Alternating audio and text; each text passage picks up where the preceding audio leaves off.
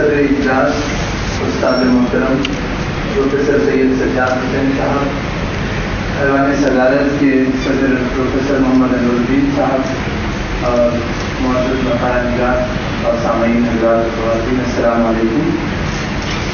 میرے مقالے کا عنوان ہے مائل خیرآبادی کے افسانوں اور ناولوں میں عورت کا تصور۔ محمد اسحاق مائل خیرآبادی کا نام نسبتاً غیر معروف ہے۔ آپ ایک کامیاب افسانہ نگار ہیں۔ آپ نے چند ناولیں بھی لکھی ہیں۔ خواتین کے حجاب رامپور کی عدالت سے تقریباً 40 سال تک آپ وابستہ رہے۔ مائل خیرآبادی مقصدی ادب سے وابستہ ہیں، گویا ان کے ہاں اصلاحی، تعمیری اور مثبت صالح افکار کی پیشکش ادب کا مقصود ہے۔ بنیادی طور پر مائل خیرآبادی ادب کے بارے میں یہ تناظر رکھتے ہیں کہ ادب میں سماج کی تصویر کشی ایسی ہو کہ جس کے بدن سے یہ واضح ہو جائے کہ کیا ہے اور اسے کیا ہونا چاہیے۔ مائل نے اپنے آپ کو عورتوں اور بچوں کے موضوعات پر لکھنے کے لیے وقف کر دیا تھا۔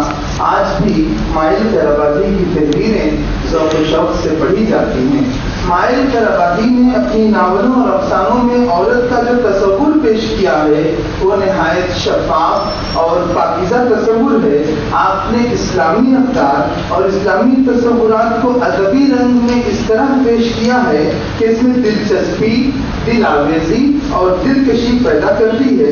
آپ کی تحریریں بند و نصائح اور وعد و تقریر پر مشتمل ہونے کے باوجود اس میں کہیں خشکی نہیں پیدا ہوتی، بلکہ اس کے اسلوب میں رنگینی اور پرکاری قاری کو مکمل طور پر اپنی گرفت میں لیتی ہے۔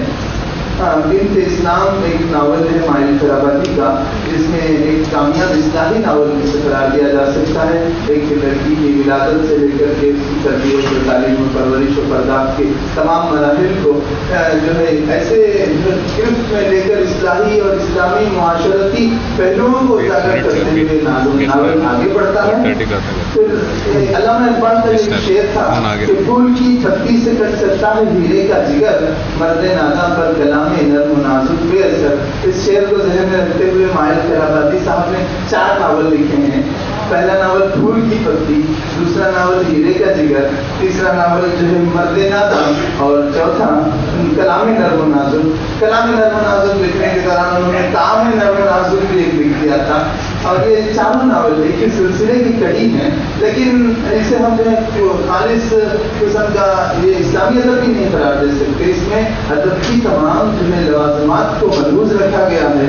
تو پھول کی پتی ہے جیسے اس میں ایک مخفی ایک صاحبہ ہیں جو اس ناول کے ایک خاتون کردار ہیں، ان سے مسرور صاحب کی خط و کتابت ہوتی ہے۔ افسانہ ایک شاعر ہوتا ہے یوسف زلیخا، اس پر جو خط و کتابت کا سلسلہ شروع ہوتا ہے، تو اسی سلسلے کو آگے بڑھاتے ہوئے انہوں نے ناول کو ایک موڑ دے کر ختم کر دیا ہے۔ ہیرے کا جگر ایک ناول ہے جو کافی ضخیم ناول قرار دیا جا سکتا ہے۔ مائل خیرآبادی کے تمام ناولوں میں ضخیم ناول ہے۔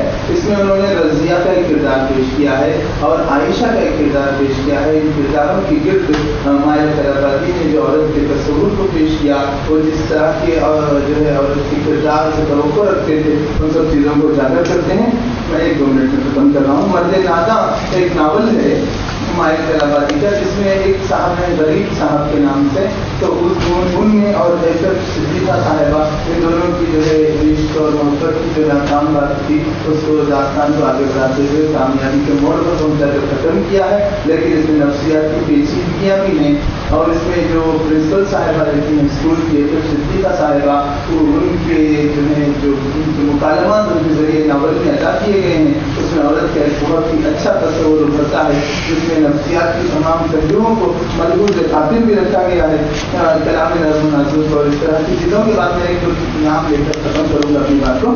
بنت حوا ایک ناول ہے مائل خیرآبادی کا، اور اپنے آپ میں اپنے طور پر یہ ناول ایک مکمل کامیاب ناول ہے۔ اس طرح ان کی جو اصلاحی دعوتی نوعیت کی جو تحریریں منظر عام پہ آتی ہیں، جس کو لوگ تحریری ادب کہتے ہیں یا اسلامی ادب قرار دیتے ہیں یا تعمیری ادب کے نام سے ہم اس کو یاد کر سکتے ہیں، تو ایسا ایک ناول جو ہے ہمارا ابن بطوطہ کے نام سے مائل خیرآبادی نے لکھا، پھر اسی کا تسلسل بڑھاتے ہوئے انہوں نے ابن بطوطہ کا بیٹا اس نام سے ایک ناول لکھا.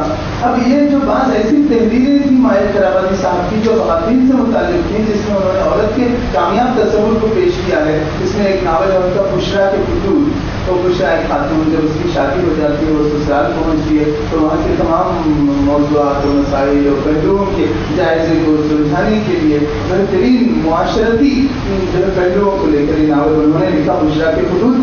اس طرح ایک اور کتاب ہے مائل خیرآبادی کی، خواتین کے دلوں کی باتیں، بہت اچھی اپنی جگہ مکمل کتاب ہے. تربیتی کہانیوں کے نام سے انہوں نے 4-5 حصوں میں کہانیاں لکھی. تو پھر ان کی جو تحریریں الگ سے شائع ہوتی تھی، ہم ایسی بنیں، اس میں انہوں نے مثالی خاتون کرداروں کو پیش کیا ہے. بڑوں کی مائیں کے نام سے ایک کتاب ہے جس میں بعض خواتین کے تعمیری پہلوؤں کو پیش کیا، اور وہ یہ پیش کرنا چاہتے ہیں کہ کردار کی عظمت کو بتا کر، تاکہ اس طرح کی کردار کو سب لوگ اختیار کریں.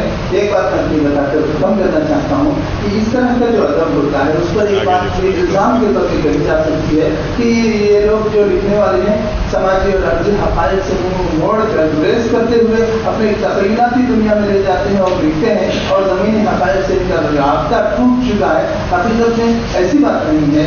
وہ ایک آئیڈیل سماج کو پیش کرنا چاہتے ہیں، ایک مثالی معاشرے کی تشکیل کرنا چاہتے ہیں. اور اگر میں سمجھتا ہوں کہ مائل خیرآبادی صاحب کی کوئی کتابیں پڑھتے ہیں اور ان کی تحریروں کا مطالعہ کرتے ہیں تو یقیناً ان کے پاس جو عورت کا تصور ابھرتا ہے وہ ایک نہایت پاک صاف شفاف اور جو ہے بہت ہی اسلامی اقدار پر مشتمل تصور ملتا ہے. مجھے جو موقع دیا گیا اس کے لیے میں استاد محترم اور آپ تمام حضرات کی حسن سماعت کا شکریہ